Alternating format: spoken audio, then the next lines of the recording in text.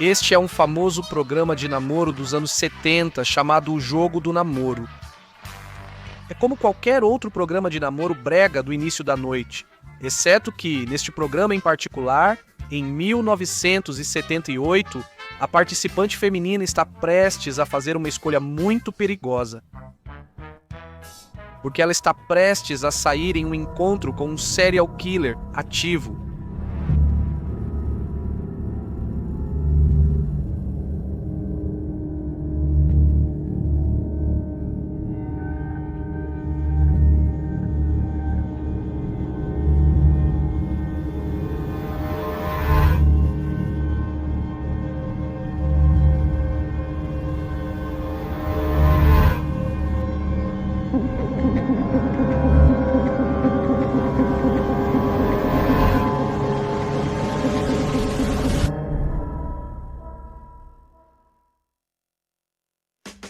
Para aqueles de nós que eram jovens demais para se lembrar desse programa, este é o Jogo do Namoro, um game show americano de televisão com uma premissa muito simples, que agora é tão comum que virou-se um clichê.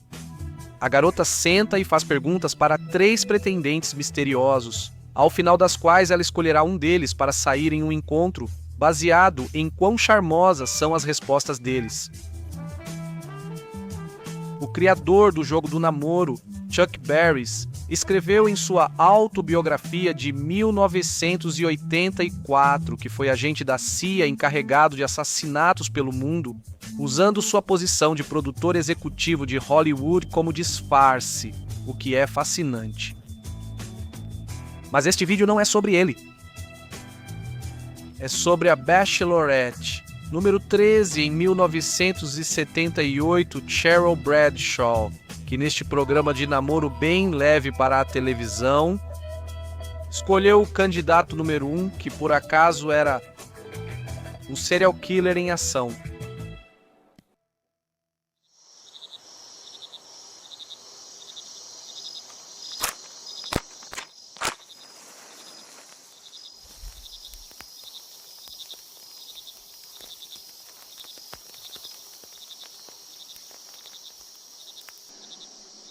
Muito pouco se sabe sobre Cheryl Bradshaw, já que ela decidiu ficar fora dos holofotes, o que provavelmente foi uma das decisões mais sábias que ela já tomou. Sabemos que ela era professora de teatro e queria ser atriz. Eles participaram do The Dating Game para ganhar visibilidade entre produtores de Los Angeles e tentar conseguir papéis em outros programas ou filmes.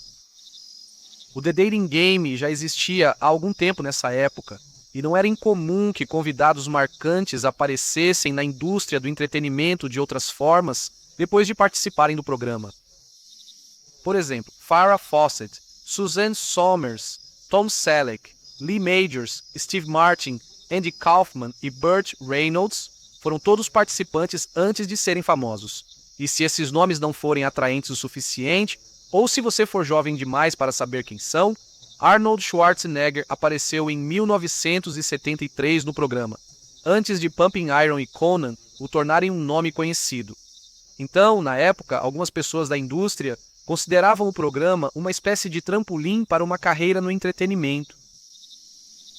Cheryl vinha lutando para ser notada e começou a sentir que seu tempo estava se esgotando. Então, quando surgiu a oportunidade de aparecer no programa, ela aproveitou.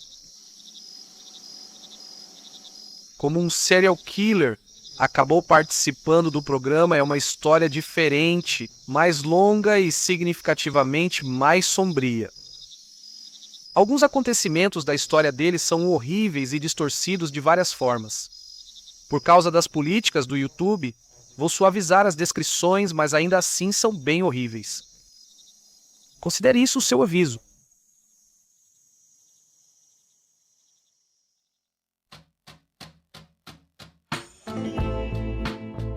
Rodney Alcala nasceu em San Antonio, filho de imigrantes mexicanos considerados pessoas normais. Aos 9 anos, o pai de Rodney sumiu e voltou ao México, deixando a família sem pai.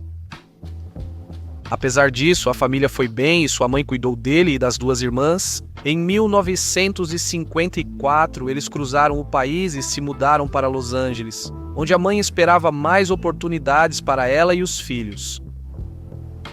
Na escola, Rodney sempre foi descrito como uma combinação rara de ser muito inteligente academicamente e também muito popular.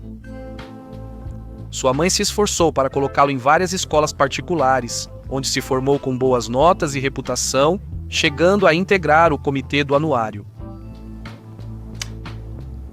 Depois do ensino médio, Rodney decidiu entrar para o exército em vez de ir para a faculdade e serviu como escriturário, em vez de paraquedista, que era o que ele realmente queria ser. Oficiais superiores relataram que Rodney era manipulador, vingativo e insubordinado no exército. Em 1964, as fissuras na personalidade de Rodney surgiram quando ele desertou do exército e viajou de carona até a casa da mãe, onde foi encontrado e avaliado por um psiquiatra militar. Ele foi diagnosticado com transtorno de personalidade antissocial e seu teste de quociente de inteligência revelou que sua pontuação era 135. Existe um clichê de que psicopatas são muito inteligentes e têm alto desempenho acadêmico, com inteligência social acima da média, mas muito baixa, empatia social e pessoal. Rodney é um exemplo perfeito disso. Pouco depois, dispensado do exército, matriculou-se na Escola de Artes da Universidade da Califórnia, em Los Angeles. Foi na Escola de Artes que Alcala criaria sua persona pública de aspirante a fotógrafo. Rodney escolheu essa carreira especificamente porque não é incomum para um fotógrafo estar constantemente conhecendo estranhos, especialmente garotas e mulheres. A maioria das pessoas nem imagina que posar ou ajudar em uma foto possa ser algo perigoso.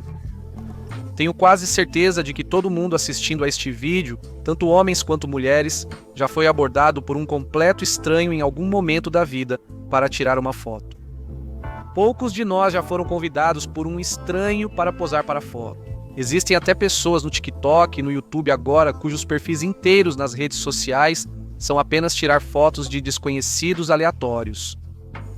É algo muito desarmante e aparentemente inofensivo, e foi exatamente por isso que Alcala escolheu isso.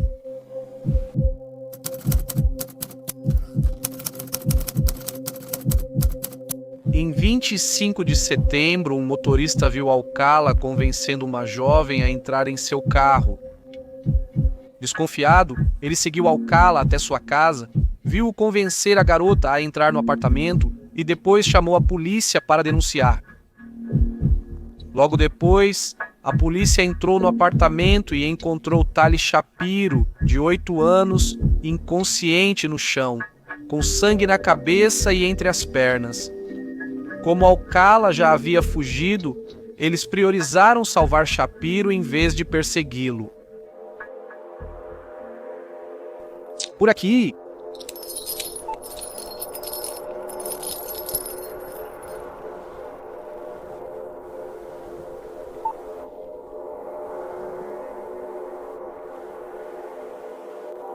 As pessoas sempre querem saber como isso aconteceu. Eu a vi em um ponto de ônibus e achei que ela era perfeita. Eu disse a ela que era amigo dos pais dela, sabe, para que ela confiasse em mim. E então eu a levei para o meu apartamento para ver um pôster na minha parede, porque disse a ela que era um fotógrafo famoso. Eu abri a porta e deixei ela entrar primeiro, e assim que ela entrou, eu quebrei a parte de trás da cabeça dela completamente, com um cano de aço. Ela desmaiou na hora e caiu no chão como...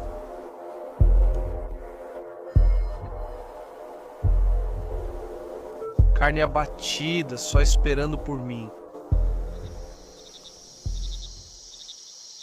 Após ser encontrada e reanimada pelos serviços de emergência, um exame revelou que Alcala também a agrediu sexualmente enquanto estava inconsciente. Tali, após tantos anos, ficou em coma por mais de um mês devido ao ataque. A polícia buscou Alcala em vários lugares, mas ele não foi encontrado na época.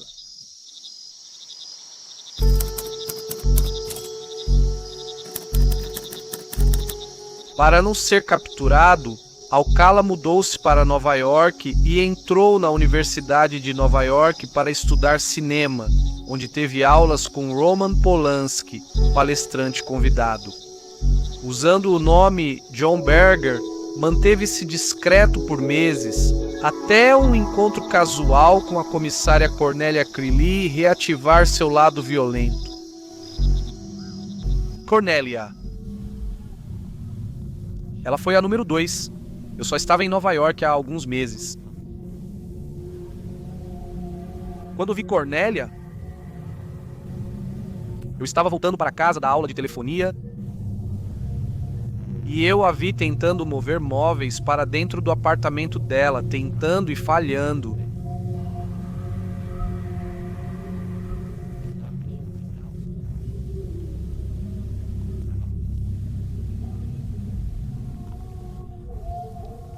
Enquanto movíamos o sofá para dentro do apartamento, eu o manobrava de um jeito que a empurrava para um espaço apertado entre o sofá e a parede. Fazia parecer acidental, é claro.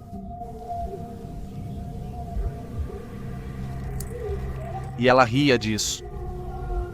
Ela deu uma risadinha brincalhona. Até eu começar a andar em direção a ela. Ela percebeu que estava encurralada. Tem? Você já viu a expressão oficial de alguém mudar em tempo real? Começar com uma emoção e rapidamente passar para outra. Eu tenho.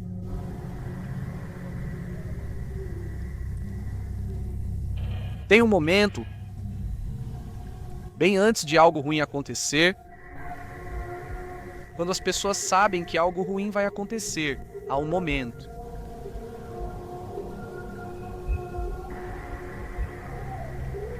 Em que a expressão delas simplesmente desaba. Toda a cor se esvai e desaparece. Os olhos delas arregalam e o corpo fica tenso naquela resposta de luta ou fuga.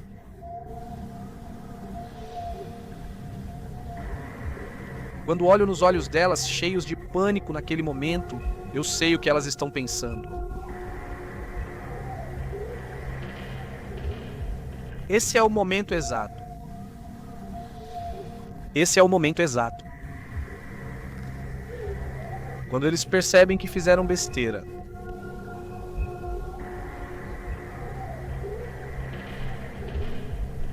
Aquele momento, vendo aquela mudança de expressão, aquele medo, esse momento é melhor do que qualquer droga do mundo.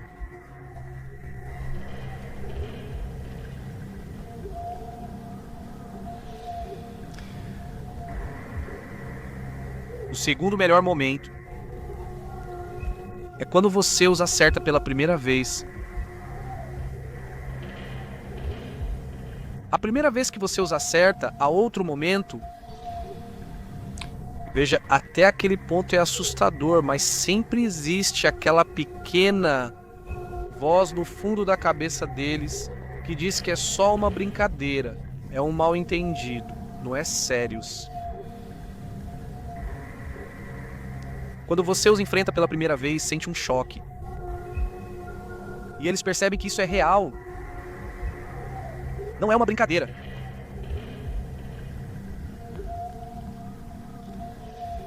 Eles tentam gritar, eles sempre tentam, mas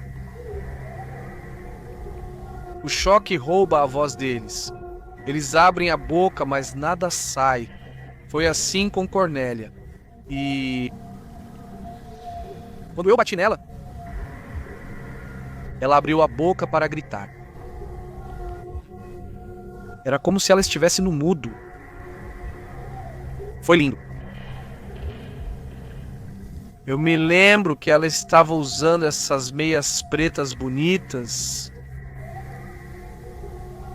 e ela implorou para eu parar enquanto eu tirava as meias das pernas dela. Isso me fez querer ainda mais. E ela chorou. Ela tinha lágrimas nos olhos enquanto eu amarrava devagar ao redor do pescoço dela. A jovem de 23 anos foi encontrada estrangulada até a morte com suas próprias meias de nylon em seu novo apartamento. Os hematomas no pescoço sugeriam que ela foi estrangulada repetidamente, levando a polícia a acreditar que Alcala a fez desmaiar, reanimou-a e a torturou e agrediu novamente. Na época, a polícia não tinha suspeitos nem ideia do motivo pelo qual ela havia sido escolhida e atacada. O fato de que as coisas ainda não tinham sido organizadas em seu apartamento levou a polícia a acreditar que o agressor possivelmente percebeu que ela estava se mudando, ofereceu ajuda e então a matou. A autópsia revelou que ela também havia sido agredida sexualmente e mordida. Embora não tivessem suspeitos na época, conseguiram coletar uma amostra de saliva do corpo e fizeram um registro da marca de mordida, esperando poder compará-la com alguém no futuro. Na época, a polícia de Nova York começou a buscar Alcala a pedido do FBI, que o colocou na lista dos 10 mais procurados após sua agressão a Shapiro, na Califórnia. Eles passaram a suspeitar que ele era responsável por assassinatos em Nova York entre 1969 e 1971, mas não tinham provas além da semelhança com seu único crime conhecido. Alcala começou a trabalhar como conselheiro em um acampamento de artes em New Hampshire, onde 2 campistas o reconheceram pelos cartazes do FBI. Algumas semanas depois, Alcala foi preso e extraditado para a Califórnia para ser julgado pela agressão a Shapiro. Alcala realmente teve seu dia no tribunal. Infelizmente, em vez de ser julgado por tentativa de assassinato, ele foi acusado só de molestar uma menor, o que, em 1971, não era visto como crime grave e rendia pena bem menor. Isso ocorreu porque os pais de Shapira impediram seu testemunho, dificultando ao promotor provar estupro e tentativa de assassinato. Alcala foi considerado culpado e condenado a 3 anos de prisão. Ele saiu incondicional após 34 meses em 1974.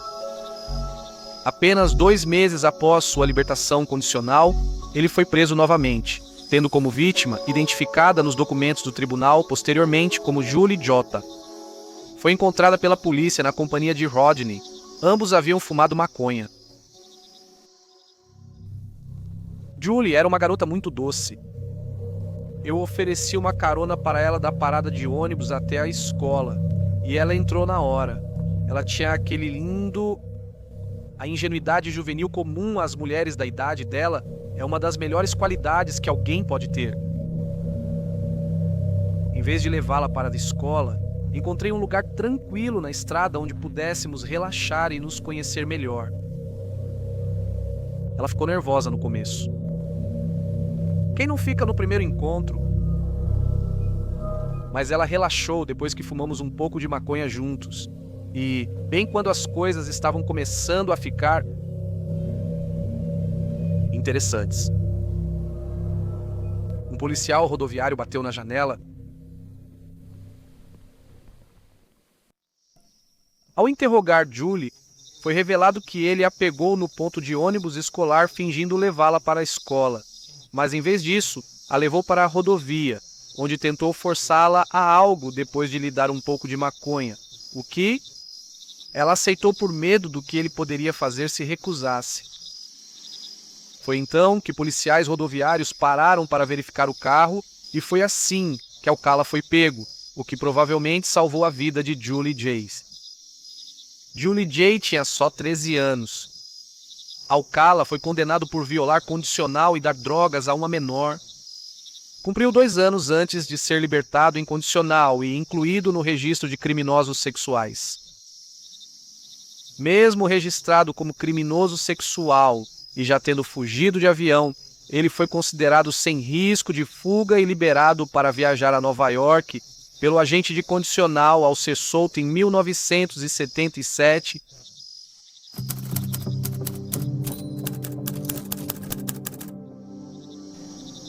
No verão de 1977, a maestrina de 23 anos, Ellen Jane Hoover, desapareceu. De forma incomum para ela, Ellen Jane Hoover deixou de entrar em contato com amigos e familiares por alguns dias, e eles pediram à polícia para ir verificar como ela estava. No apartamento, os policiais não acharam sinais de luta ou arrombamento. Eles checaram a agenda e viram que ela teve uma reunião recente com o fotógrafo John Berger. Ao entrevistar amigos, eles mencionaram que ela havia dito que um fotógrafo estava pressionando-a para se encontrar com ele e que ela provavelmente era um pouco educada demais para dizer não. Então, muito provavelmente, foi ao encontro dele. Meses depois, com uma dica do FBI de que Alcala já usara esse pseudônimo, a polícia entrevistou Alcala, que admitiu ter conhecido Hoover, mas nada além disso. Sem um corpo, a polícia não pôde acusar Alcala, pois não havia provas de que um crime tinha ocorrido. Alcala percebeu o aumento da atenção policial e fugiu da cidade, retornando a Los Angeles no fim de 1977. Em 1978, a polícia encontrou os restos de Hoover enterrados perto do rio Hudson, no mesmo local, onde outra garota contou que um fotógrafo de moda a fotografou.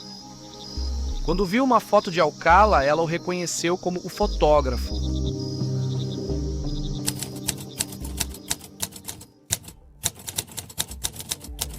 Quando voltou para Los Angeles, Alcala conseguiu um emprego como tipógrafo no jornal Los Angeles Times. Agora, eu sei que neste momento você deve estar tendo a mesma pergunta que eu tive repetidamente ao longo desta história. Esse cara é um criminoso condenado e registrado como agressor sexual violento? Como ele ainda acessa tantos lugares com possíveis vítimas? Bem, a vida como investigador de polícia era bem diferente naquela época. Foi antes do uso de DNA, da internet e, apesar de já existir o FBI, ainda havia muito pouca cooperação entre estados e instituições. Antes do registro digital centralizado, era fácil mudar de estado, obter documento falso e recomeçar a vida, mesmo sendo criminoso reincidente. Isso ocorre com menos frequência hoje, porque cooperamos entre estados, agências e países, mantendo bancos de dados centralizados, o que dificulta criminosos mudarem de identidade e desaparecerem. Naquela época, também era muito mais comum confiar no seu próprio julgamento sobre o caráter de alguém, algo que pessoas com tendências psicopatas são muito boas em manipular. Quando Rodney apareceu no Los Angeles Times, contando histórias e mostrando fotos de mulheres bonitas que fotografava como fotógrafo famoso, todos acreditaram sem questionar. Ninguém se preocupou em verificar se ele era um criminoso porque ele parecia ser um cara tão simpático. 1977 parecia ser um ano ruim para ser mulher em Los Angeles, pois além de Rodney perambular pelas ruas à noite, a polícia também estava à procura do estrangulador das colinas, um serial killer que tinha o hábito de sequestrar mulheres, abusar sexualmente delas e estrangulá-las até a morte. Na verdade, durante os anos 70, havia até 20 serial killers atuando ao mesmo tempo só em Los Angeles.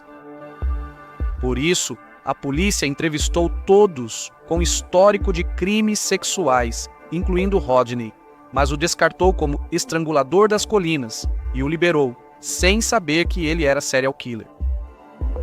De repente, uma onda de assassinatos atingiu a cidade, além dos que já ocorriam na cidade. Em novembro de 77, apenas algumas semanas depois que Rodney voltou para Los Angeles, o corpo da jovem de 18 anos, Jill Barcombe, foi encontrado morto na Mulholland Drive. Eu não tenho certeza de que número ela era. Eu lembro que ela era bonita.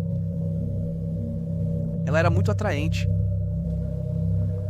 Conversamos por um tempo e parecia que ela estava gostando da minha companhia e se divertindo na conversa. As garotas sempre gostam da minha companhia. Eu me lembro de olhar para ela, rosto bonito e inocente. Eu me lembro de olhar para ela e pensar: eu queria poder mantê-la assim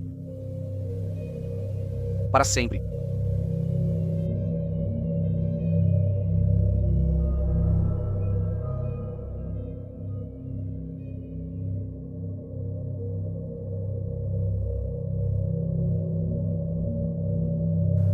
Cinco semanas depois, Georgia Marie Wickstead, de 27 anos, foi encontrada morta em seu apartamento em Malibu.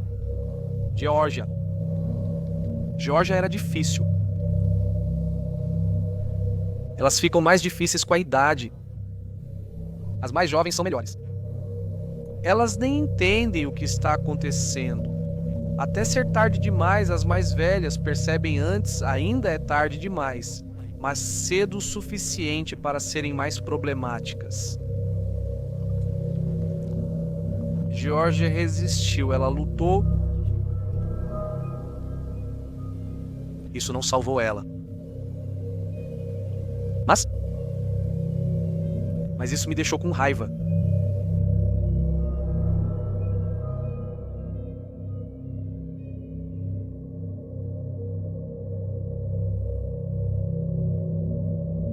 Pela primeira vez em Los Angeles, o assassino deixou evidências físicas, DNA e uma impressão de mão. 5 meses depois, Alcala atacou novamente. Em junho de 1978, Charlotte Lee Lamb, de 32 anos, foi encontrada em uma lavanderia do seu condomínio. Eu sabia que eles nunca iam me pegar. A polícia era lenta. Eles ficavam confundindo todas as cenas de crime de diferentes assassinos em série. Eles não sabiam quem matou quem, nem onde. Eles me pegaram várias vezes, mas eu sempre conseguia convencê-los de que eu era tranquilo. A polícia gosta de mim. Eles estavam 100 anos atrás de mim. Só conseguiriam me pegar se eu permitisse.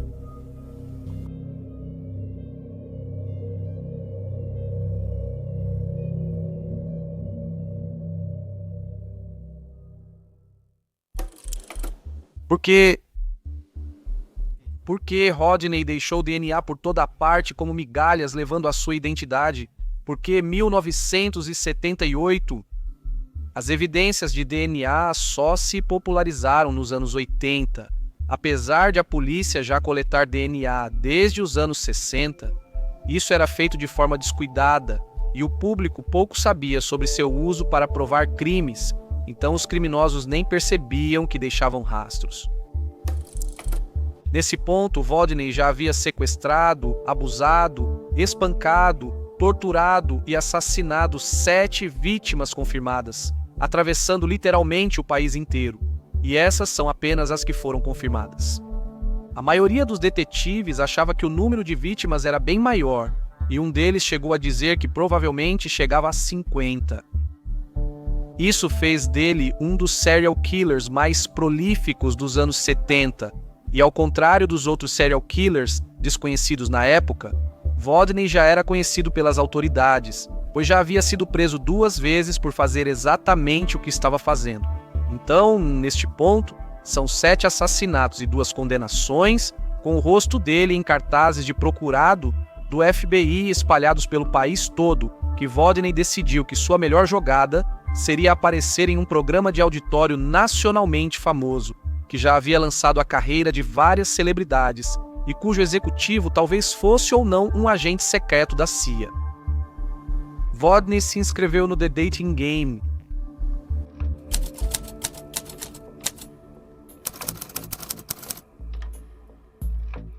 E assim, Cheryl entrou e se sentou no programa, completamente sem saber que um dos pretendentes misteriosos era, na verdade, um homem que gostava de torturar, agredir e assassinar brutalmente mulheres como ela.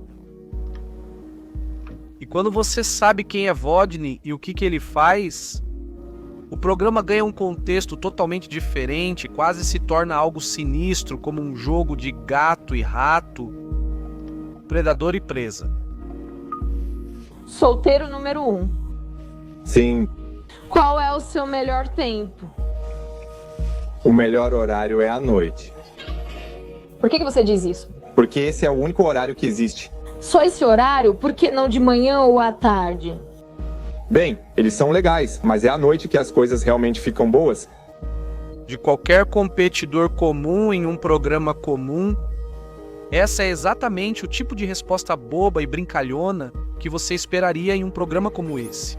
Mas quando você sabe que Rodney mata mulheres à noite, você sabe que isso era ele brincando com sua vítima. Isso também é um comportamento clássico de serial killer, de tentar parecer mais inteligente do que as pessoas ao seu redor enquanto, ao mesmo tempo, desafia as pessoas a pegá-lo. Nos bastidores, outro pretendente, Jed Mills, comentou com o Wrangler que Alcala era incrivelmente estranho e assustador e tinha passado para ele uma sensação muito sinistra. Algo com que o Wrangler concordou. Wrangler é um termo do setor. É apenas um nome para o membro da equipe responsável por cuidar dos talentos no programa de televisão ou no filme. Mas ser estranho ou assustador não é crime. Apesar da aura assustadora de Rodney e das respostas sombrias que deu a Cheryl, quando chegou a hora de escolher, ela escolheu o pretendente número 1, o estranho serial killer. Durante o trabalho pós-programa nos bastidores, ela teve algumas conversas com Rodney e começou a se sentir desconfortável em sair com ele. Ela chamou o assistente de produção e perguntou se tinha alguma obrigação contratual de sair com ele. E o assistente disse que também tinha preocupações semelhantes e que, é claro, ela não precisava sair no encontro se não quisesse. Cheryl nunca saiu para o encontro e assim ela nunca sairia à noite para encontrar o homem que mais tarde seria apelidado de o assassino do programa de namoro.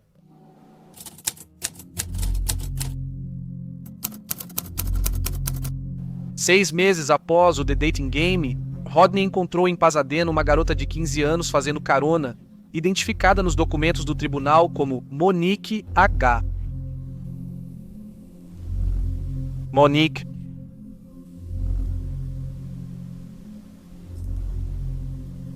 foi realmente aquela que conseguiu escapar.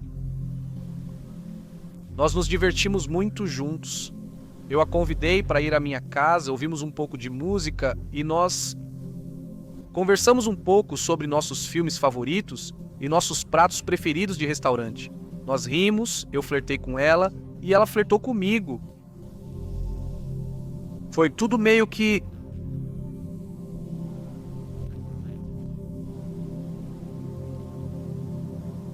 Realmente parecia que fomos feitos um para o outro.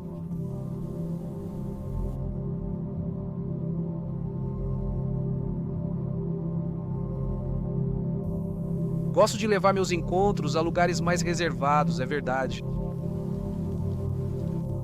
Isso torna tudo mais íntimo, mais romântico. Você realmente ficaria surpreso com quanto um bom local pode realmente melhorar as fotos dos seus encontros.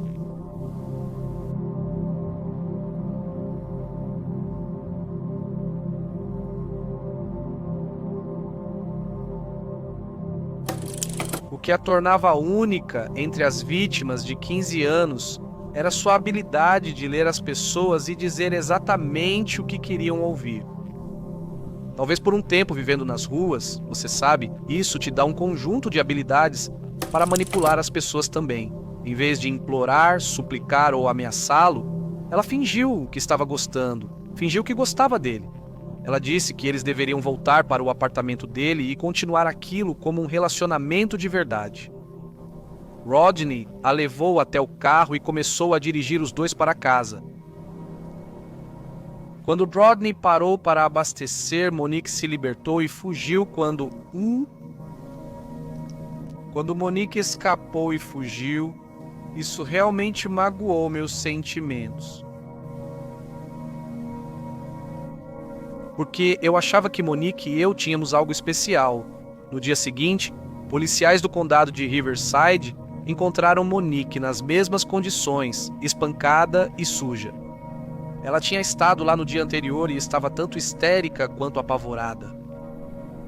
Depois de limpá-la e acalmá-la, ela contou sua história à polícia e eles prenderam Rodney, momento em que ela identificou positivamente Alcala como seu agressor. Eles o prenderam, acusando-o de estupro, sequestro, agressão e tentativa de assassinato. No dia seguinte, Rodney convenceu a mãe a pagar sua fiança de $10.000. Ele então desapareceu novamente, mas os corpos continuaram aparecendo. No verão de 1979, Jill Marie Parenteau não foi trabalhar.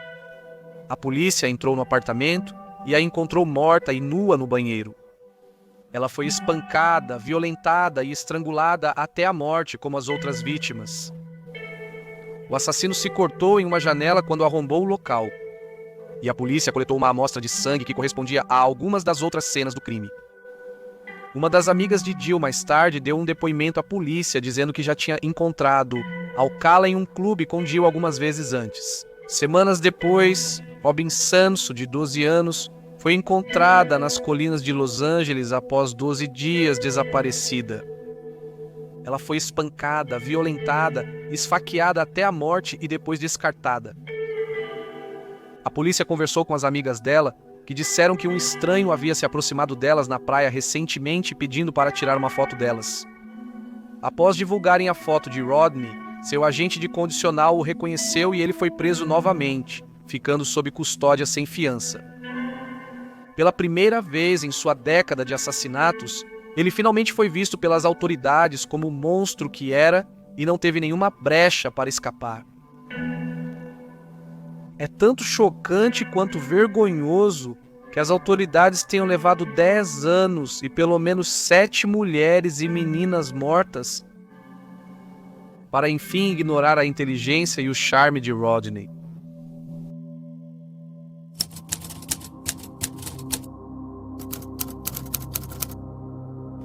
Nem os processos judiciais de Rodney foram tão bem quanto um caso desse porte deveria.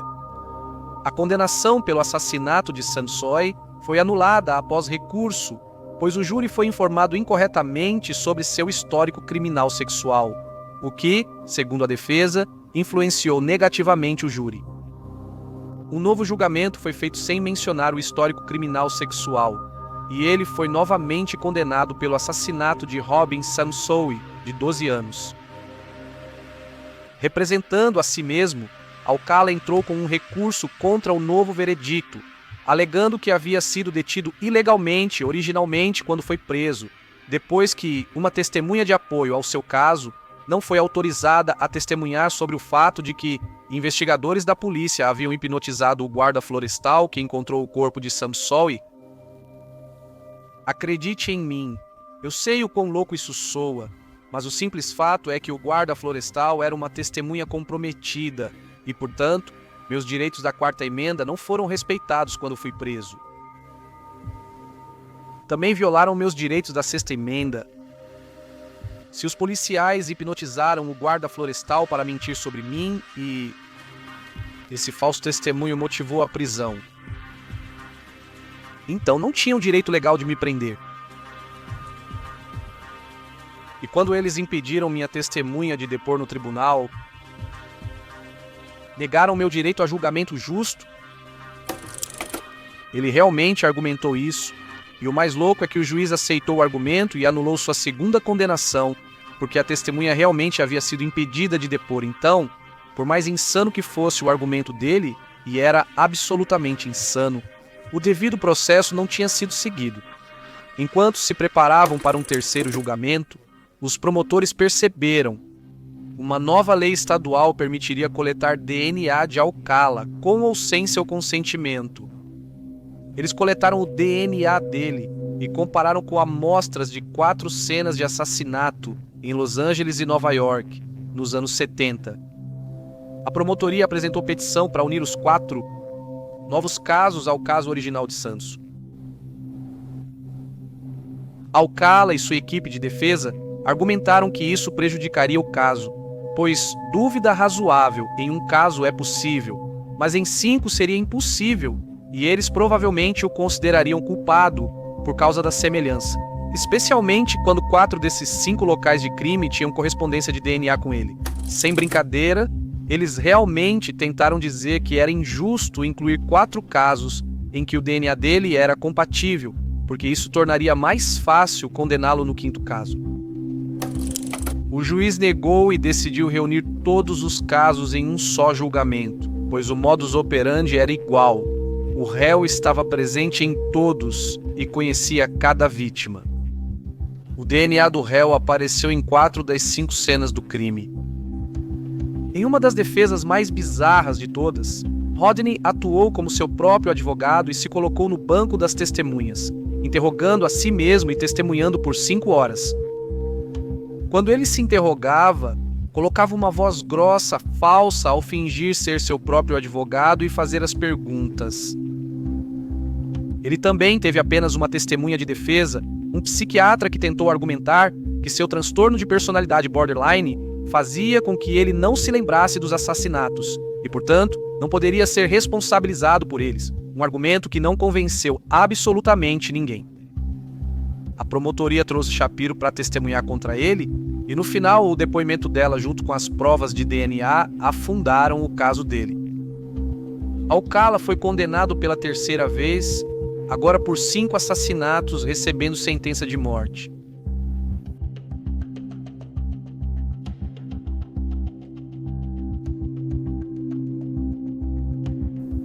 Eles usaram as fotos para buscar ligações com outros casos de desaparecidos. Algumas mulheres afirmaram ser a pessoa da foto e 8 famílias reconheceram pessoas desaparecidas há décadas. A polícia também recuperou vários souvenirs de meninos e meninas, alguns dos quais também estavam desaparecidos. O restante das vítimas permanece não identificado.